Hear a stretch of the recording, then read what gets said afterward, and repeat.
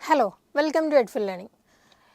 ഇന്ന് ഈ വീഡിയോയിൽ നമ്മൾ ഡിസ്കസ് ചെയ്യാൻ പോകുന്നത് സൈക്കോളജിയിലെ പുതിയൊരു മൊഡ്യൂളാണ് ലേണിംഗ്.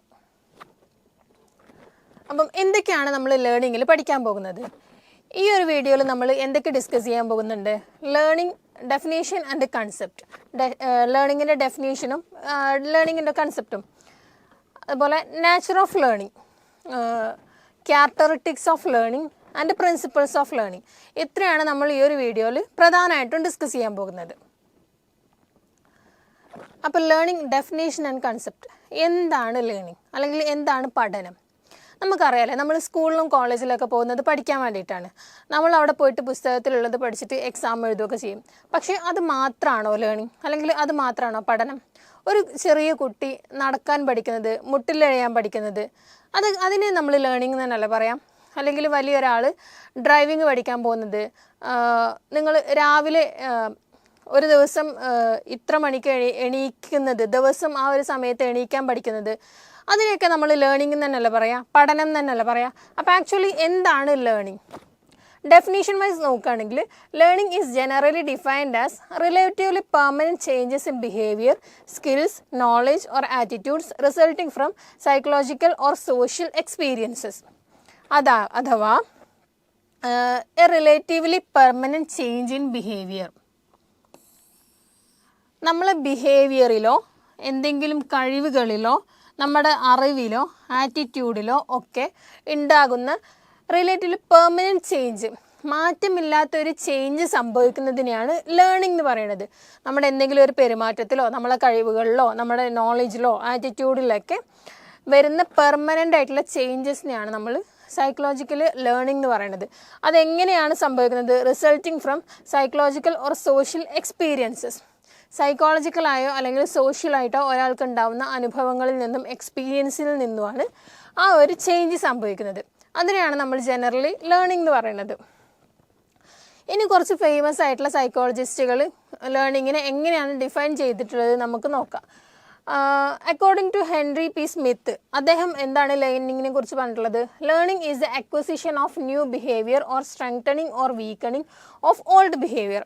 അതായത് ഒന്നെങ്കിൽ ഒരു പുതിയ ബിഹേവിയറിൻ്റെ അക്വസിഷൻ, ഒരു പുതിയ ഒരു ബിഹേവിയർ പഠിച്ചെടുക്കുക, അല്ലെങ്കിൽ ഒരു പഴയ ബിഹേവിയറിൻ്റെ സ്ട്രെങ്തനിങ് ഓർ വീക്കണിങ്, ഒരു പഴയ ബിഹേവിയറിനെ ഒന്നും കൂടെ സ്ട്രോങ് ആക്കുക അല്ലെങ്കിൽ അതിനെ ഇല്ലാതാക്കുക. ഇതിനെ രണ്ടിലും ലേണിംഗ് എന്ന് പറയാനാണ് സ്മിത്ത് പറഞ്ഞിട്ടുള്ളത്. അക്കോർഡിംഗ് ടു സ്കിന്നർ എന്താ പറഞ്ഞതെന്ന് വെച്ചാൽ learning is the process of progressive behaviour adaptation as A result of experience. നമ്മളുടെ എക്സ്പീരിയൻസ്, നമ്മൾ അനുഭവിക്കുന്ന ഓരോ കാര്യങ്ങളുടെയും ഫലമായിട്ടും എന്താണ് നമ്മളെ ബിഹേവിയറിൽ ഉണ്ടാവുന്ന പ്രോഗ്രസീവ് ബിഹേവിയർ അഡാപ്റ്റേഷൻ, നമ്മളെ ബിഹേവിയറിൽ ഉണ്ടാകുന്ന ചേഞ്ചസും അഡാപ്റ്റേഷനൊക്കെയാണ് ലേണിംഗ് എന്ന് പറയുന്നതെന്നാണ് സ്കിന്നർ പറഞ്ഞിട്ടുള്ളത്. അപ്പം ഇതിനൊക്കെ നമുക്ക് എന്താ മനസ്സിലായത്? ഒരു കീ ആയിട്ടുള്ള ഒരു ഫീച്ചർ എന്താണ്? പെർമനൻസ് ആണ്. അതായത് ഒരിക്കൽ ഒരു പഠനം സംഭവിച്ചു കഴിഞ്ഞാൽ അത് പെർമനൻ്റ് ആയിരിക്കും, അത് പിന്നെ മാറില്ല. ഓക്കെ. അതുപോലെ തന്നെ വേറൊരു ഫീച്ചറാണ് results from practice and experience. നമ്മളുടെ സ്ഥിരമായിട്ടുള്ള പ്രാക്ടീസ്, ഒരു കാര്യം നമ്മൾ ഒരുപാട് തവണ പ്രാക്ടീസ് ചെയ്താലേ നമുക്ക് ശരിക്കും പഠിയുള്ളൂ അല്ലേ? ഒരു കുട്ടി നടക്കാൻ പഠിക്കുമ്പം ഒരു പ്രാവശ്യം ഒരു പിച്ച വെച്ച് നടന്നു വീണു, രണ്ടാമത്തെ പ്രാവശ്യം നടന്നു വീണു, മൂന്നാമത്തെ പ്രാവശ്യം നടക്കുമ്പോൾ ചിലപ്പോൾ 2-3 സ്റ്റെപ്സ് ഒപ്പം വെക്കാൻ പറ്റിയിരിക്കും. അങ്ങനെ നിരന്തരമായിട്ടുള്ള പ്രാക്ടീസ് എന്നും നമ്മുടെ എക്സ്പീരിയൻസ് എന്നും, മുന്നത്തെ എക്സ്പീരിയൻസ് എന്നൊക്കെ നമുക്ക് മനസ്സിലാവും അങ്ങനെ ചെയ്തത് തെറ്റായിരുന്നു, ഇങ്ങനെ ചെയ്യുന്നതാണ് ശരി. അപ്പം അങ്ങനെ നിരന്തരമായിട്ടുള്ള പ്രാക്ടീസ് എന്നും എക്സ്പീരിയൻസ് എന്നുമാണ് ഒരാളിൽ പഠനം സംഭവിക്കുന്നത്. അപ്പം കീ ആയിട്ടുള്ള നമുക്ക് ഈ ഡെഫിനേഷൻസ് എന്നൊക്കെ മനസ്സിലാക്കാൻ പറ്റിയ 2 പോയിന്റ്സ് ആണ്. ഒന്ന്, ലേണിംഗ് പെർമനൻ്റ് ആണ്, അതുപോലെ തന്നെ അത് വരുന്നത് പ്രാക്ടീസ് എന്നും എക്സ്പീരിയൻസ് എന്നുമാണ്. അതുപോലെ വേറൊരു പോയിന്റാണ് learning can be physical, social or emotional as well as cognitive. Learning ഒരാളുടെ ഏതൊരു മേഖലയിലും സംഭവിക്കാം.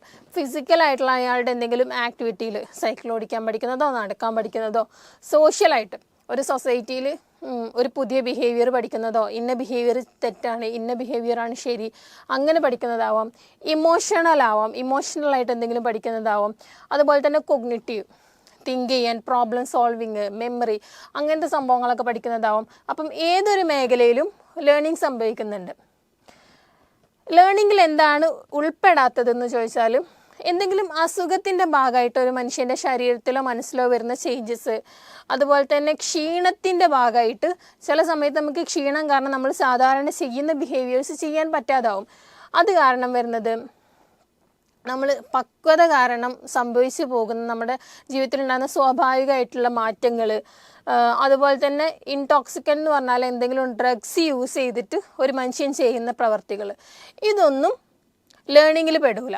ഓക്കെ, ഇതൊക്കെ ഒരു എന്താ പറയുക, സ്വാഭാവികമായിട്ട് അല്ലെങ്കിൽ ഒരു ടെമ്പററി ആയിട്ട് വരുന്ന മാറ്റങ്ങൾ മാത്രമാണ്.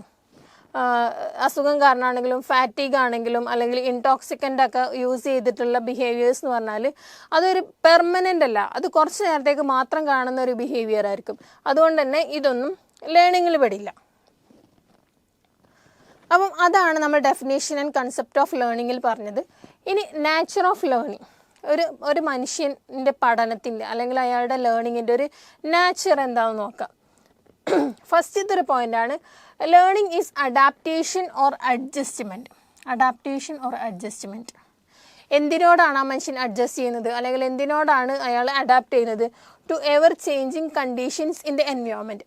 നമുക്കറിയാലേ, ഈ ഒരു COVID-19 വന്നപ്പം നമ്മുടെ ഒരു എൻവയോൺമെൻറ്റിൽ ഒരു വലിയൊരു മാറ്റമാണ് അത് വന്നത് അല്ലേ, നമ്മുടെ ചുറ്റും നടക്കുന്ന കാര്യങ്ങളിൽ. അപ്പം നമ്മൾ എന്തായി, ആ ഒരു സിറ്റുവേഷനോട്ട് നമ്മൾ അഡാപ്റ്റഡ് ആയി അല്ലെങ്കിൽ അഡ്ജസ്റ്റഡ് ആയി. പുറത്തേക്ക് ഇറങ്ങുമ്പോൾ മാസ്ക് യൂസ് ചെയ്യാൻ നമ്മൾ പഠിച്ചു, സാനിറ്റൈസർ യൂസ് ചെയ്യാൻ പഠിച്ചു, സോഷ്യൽ ഡിസ്റ്റൻസിങ് പാലിക്കാൻ പഠിച്ചു. അപ്പം അങ്ങനത്തെ നമ്മൾ എൻവയോൺമെൻറ്റിൽ വരുന്ന ഒരു ചേഞ്ചിന്, ആ ഒരു കണ്ടീഷൻസിൽ വരുന്ന ചേഞ്ചിനോട് നമ്മൾ എന്താവാണ്, അഡാപ്റ്റഡ് ആവാണ് അല്ലെങ്കിൽ അതിനായിട്ട് അഡ്ജസ്റ്റഡ് ആവാണ്. അപ്പോൾ അവിടെ ലേണിംഗ് സംഭവിക്കുന്നുണ്ട് അല്ലേ. COVID-19 പ്രോട്ടോക്കോൾ അനുസരിച്ച് ജീവിക്കാൻ നമ്മൾ പഠിച്ചു, അപ്പോൾ അവിടെ ഒരു ലേണിംഗ് സംഭവിച്ചു. അതാണ് ഫസ്റ്റത്തെ ഒരു നാച്ചർ എന്ന് പറയുന്നത്. ലേണിംഗ് എന്താണ്, ഒന്നെങ്കിൽ ഒരു അഡാപ്റ്റേഷനോ അല്ലെങ്കിൽ ഒരു അഡ്ജസ്റ്റ്മെൻറ്റോ ആയിട്ടാണ് സംഭവിക്കുന്നത്. Learning is improvement. ലേണിംഗ് എന്ന് പറയുന്നത് അനുദിനം ഇംപ്രൂവ് ആയിക്കൊണ്ടിരിക്കുന്ന ഒരു പ്രക്രിയയാണ്. എന്താണ് അതിൽ ഇംപ്രൂവ് ആവുന്നത്? Improvement of our performance. നമ്മുടെ പെർഫോമൻസ്, ഒരു കുട്ടി നടക്കാൻ പഠിക്കുകയാണ്. അപ്പം ആദ്യത്തെ പ്രാവശ്യം നടക്കാൻ പഠിക്കുന്നതിനേക്കാൾ നന്നായിട്ടായിരിക്കും ആ കുട്ടി പിന്നെയും പ്രാക്ടീസ് ചെയ്തിട്ട് പിന്നെയും നടക്കാൻ പഠിക്കുമ്പോൾ പിന്നെ കുറച്ചും കൂടെ നന്നായിട്ട് പെർഫോം ചെയ്യാൻ പറ്റും. അങ്ങനെ ഓരോ തവണ നമ്മൾ പഠിക്കാൻ വേണ്ടി ട്രൈ ചെയ്യുമ്പോഴെന്താണ്, നമ്മുടെ പെർഫോമൻസ് ഇംപ്രൂവ് ആയി വരികയാണ്. അതിനൊരു നല്ല പുരോഗതിയാണ് ഉണ്ടാവുന്നത്. അപ്പോൾ ലേണിംഗ് എന്താണ്, ഈസ് ഇംപ്രൂവ്മെൻറ്റ്. നമ്മുടെ ബിഹേവിയറിൽ ഉണ്ടാകുന്ന ഒരു ഇംപ്രൂവ്മെൻ്റ് ആണ് ലേണിംഗ്.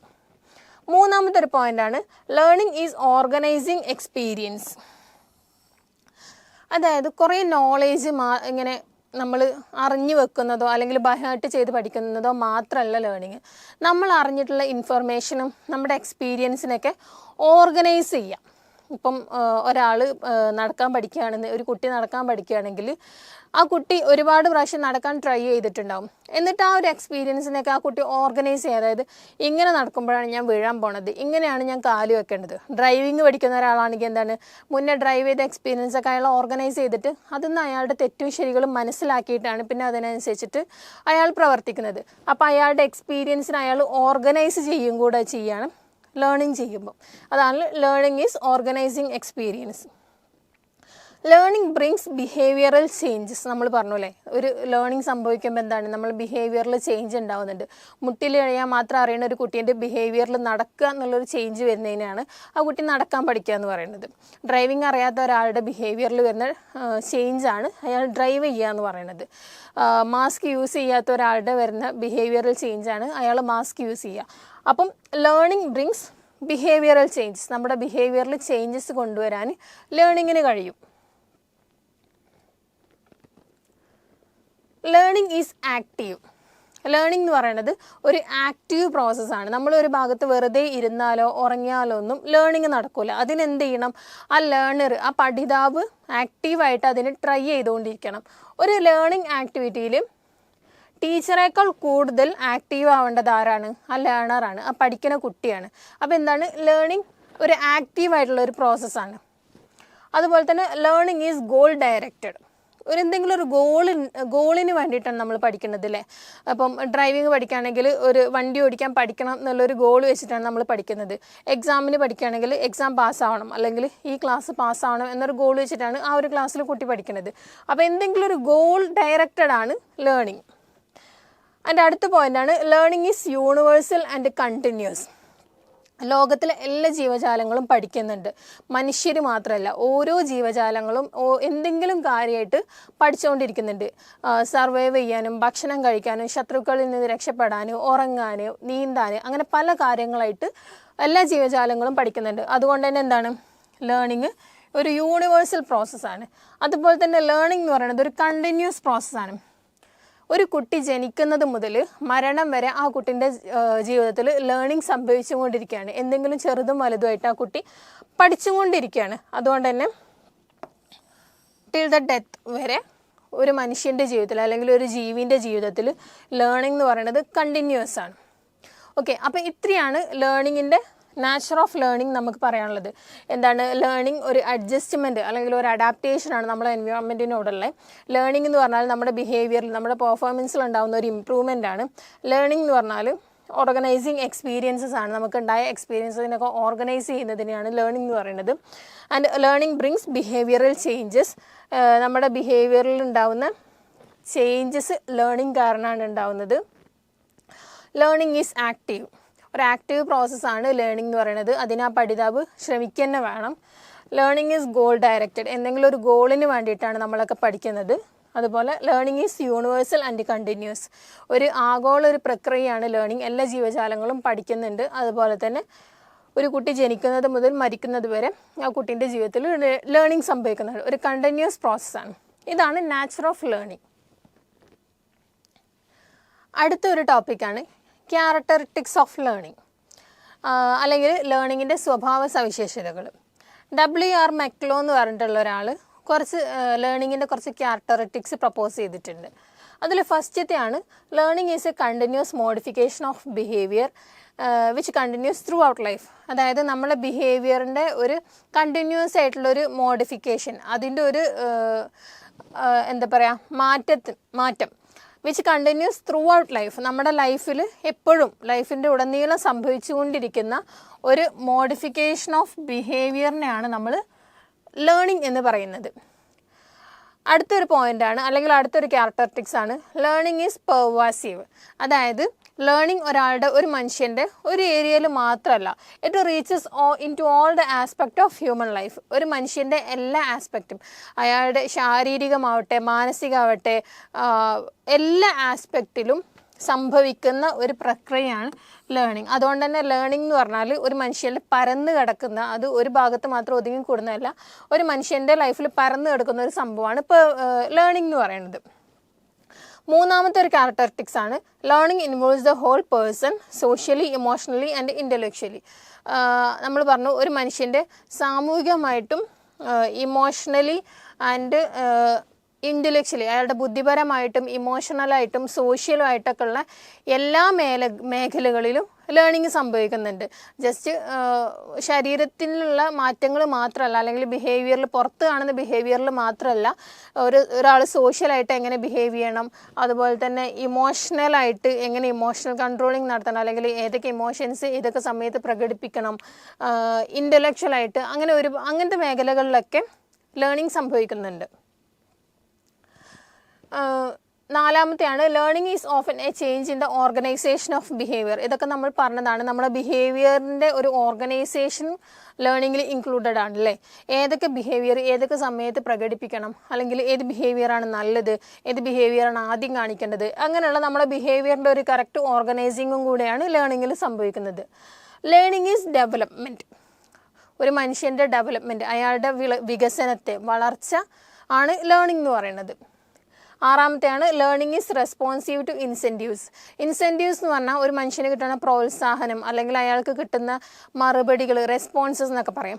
അപ്പം ഒരാളൊരു ബിഹേവിയർ കാണിച്ചു, അതിന് അയാൾക്കൊരു നല്ല പ്രോത്സാഹനം, നല്ലൊരു റെസ്പോൺസാണ് മറ്റുള്ളവരുടെ അടുത്ത് നിന്ന് കിട്ടണമെന്നുണ്ടെങ്കിൽ എന്താവും, ആ ഒരു ബിഹേവിയർ അയാൾ കൂടുതൽ പഠിക്കാനുള്ളൊരു ആഗ്രഹം കാണിക്കില്ലേ, അയാൾ പിന്നെ ആ ബിഹേവിയർ റിപ്പീറ്റ് ചെയ്യും. അപ്പം അങ്ങനെ കിട്ടുന്ന ഇൻസെൻറ്റീവ്സിനോടുള്ള റെസ്പോൺസസ് ആണ് ലേണിംഗ് എന്ന് പറയുന്നത്. ഏഴാമത്തെ പോയിന്റാണ് learning is always concerned with goals. നമ്മൾ പറഞ്ഞല്ലേ മുന്നേ, ഗോൾ ഡയറക്റ്റഡ് ബിഹേവിയേഴ്സ് ആണ് ലേണിംഗ്. എന്തെങ്കിലും ഒരു ഗോളിൻ്റെ കൂടെയാണ് ലേണിംഗ് സംഭവിക്കാറുള്ളത്. എട്ടാമത്തെ ഒരു പോയിന്റാണ് ഇൻട്രസ്റ്റ് ആൻഡ് ലേണിംഗ്. ഒരാളുടെ ഇൻട്രസ്റ്റും അയാളുടെ ലേണിങ്ങും പോസിറ്റീവ്ലി റിലേറ്റഡ് ആയിരിക്കും. ഒരാൾക്കൊരു കാര്യം പഠിക്കാനുള്ള ഇൻട്രസ്റ്റ് ഉണ്ടെങ്കിൽ മാത്രമേ അയാൾ അത് ലേൺ ചെയ്യുള്ളൂ, അല്ലെങ്കിൽ പഠിക്കുകയുള്ളൂ. സോ ഇൻട്രസ്റ്റ് ഉണ്ടെങ്കിൽ മാത്രമേ ലേണിംഗ് സംഭവിക്കുള്ളൂ. ഒമ്പതാമത്തെ കാര്യമാണ് learning depends on maturation and motivation. ഒരാളുടെ പക്വതനെയും അതുപോലെ തന്നെ അയാളുടെ മോട്ടിവേഷനും, ഒരു കാര്യം പഠിക്കാനുള്ള മോട്ടിവേഷനെയും ലേണിംഗ് ഡിപ്പെൻഡ് ചെയ്യുന്നുണ്ട്. അത് രണ്ടും പാകത്തിനുണ്ടെങ്കിൽ മാത്രമേ എന്തുണ്ടാവുള്ളൂ, ലേണിംഗ് സംഭവിക്കുള്ളൂ. അപ്പം ഇത്രയും കാര്യങ്ങളാണ് ക്യാരക്ടറിസ്റ്റിക്സ് ഓഫ് ലേണിംഗിൽ നമുക്ക് പറയാനുള്ളത്. സിമ്പിളായിട്ടുള്ള കുറച്ച് പോയിന്റ്സ് ആണ്, നമ്മൾ ഓൾറെഡി ഡിസ്കസ് ചെയ്തിട്ടുള്ള കുറച്ച് പോയിന്റ്സ്. ഓക്കെ, ഇനി അടുത്തൊരു ടോപ്പിക്കാണ് പ്രിൻസിപ്പിൾസ് ഓഫ് ലേണിംഗ്.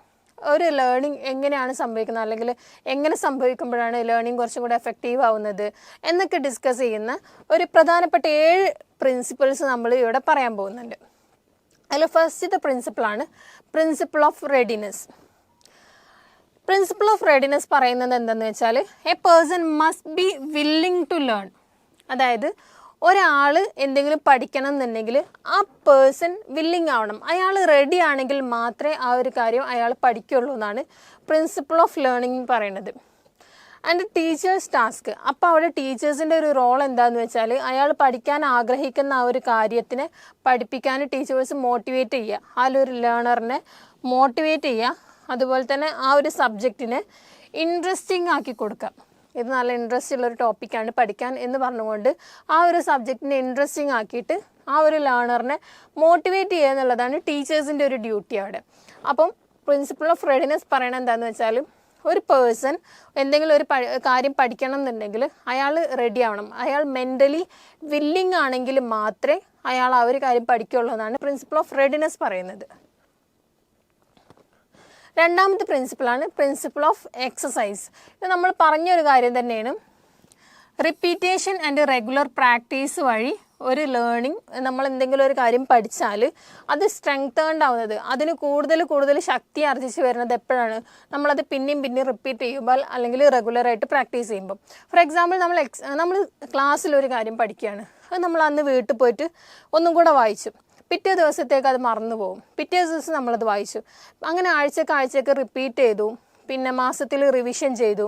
അങ്ങനെ വരുമ്പോൾ എന്താവും, ആ ഒരു കാര്യം നമ്മൾ മറന്നു പോകാതെ നമ്മളെ മൈൻഡിൽ കറക്റ്റായിട്ട് നിൽക്കും, നമുക്ക് എക്സാമിന് അത് ഈസി ആയിട്ട് ഓർത്തെടുത്ത് എഴുതാൻ പറ്റും.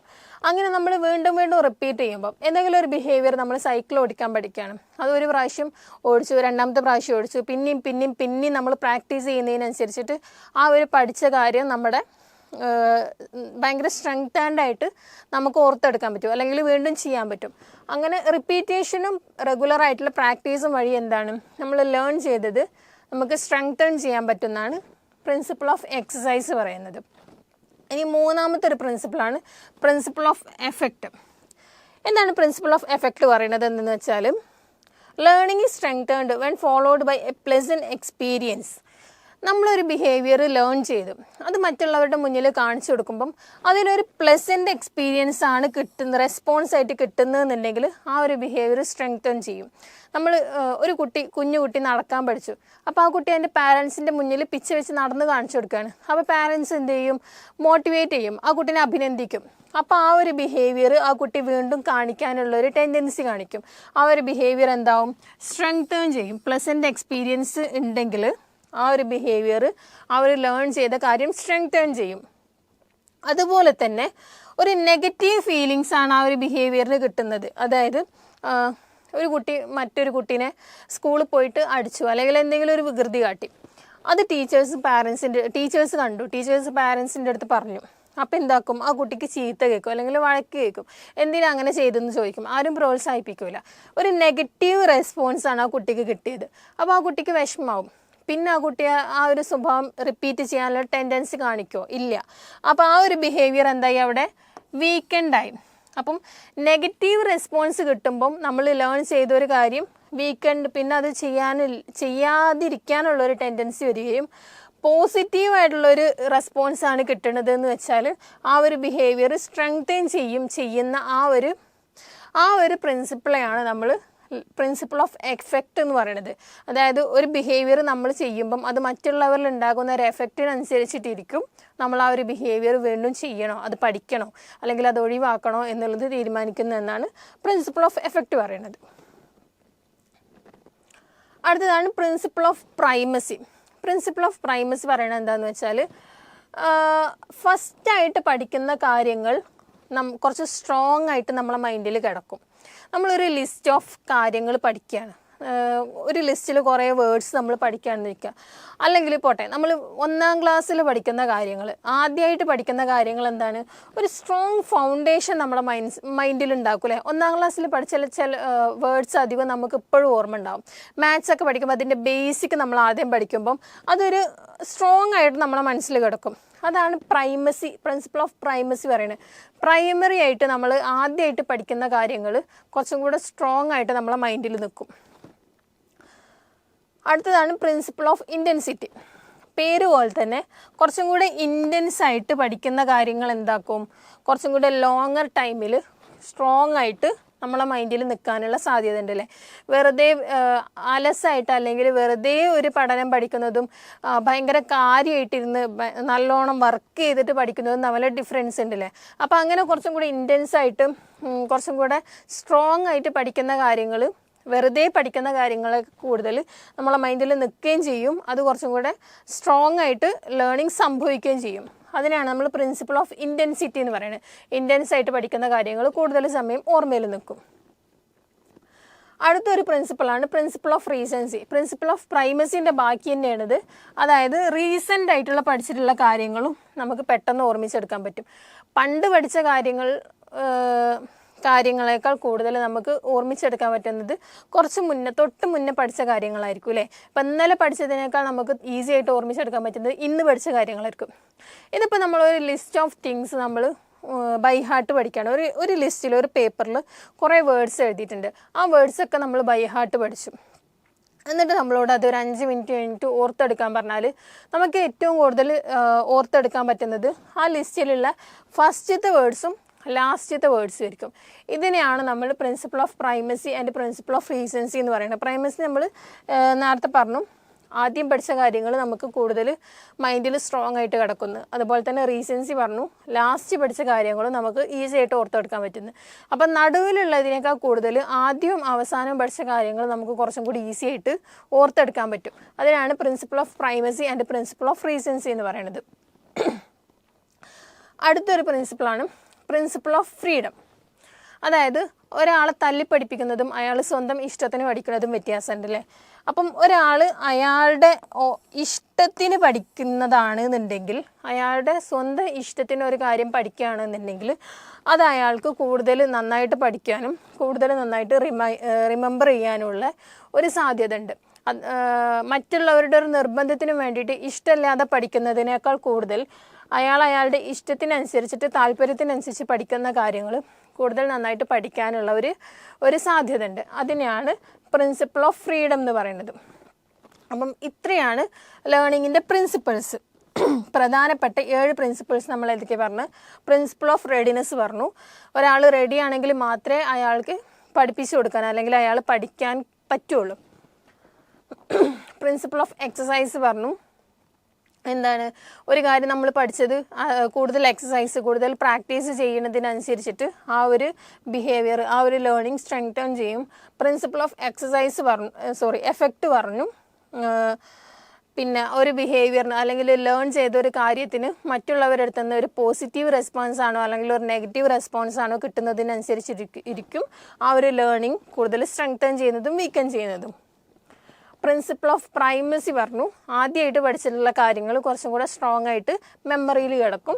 പ്രിൻസിപ്പിൾ ഓഫ് ഇൻറ്റൻസിറ്റി എന്താ, ഇൻറ്റൻസ് ആയിട്ട് കുറച്ചും കൂടെ ഇൻറ്റൻസ് ആയിട്ട് അല്ലെങ്കിൽ സ്ട്രോങ് ആയിട്ട് കാര്യമായിട്ട് നമ്മൾ പഠിച്ച കാര്യങ്ങൾ മെമ്മറിയിൽ കൂടുതൽ കിടക്കും.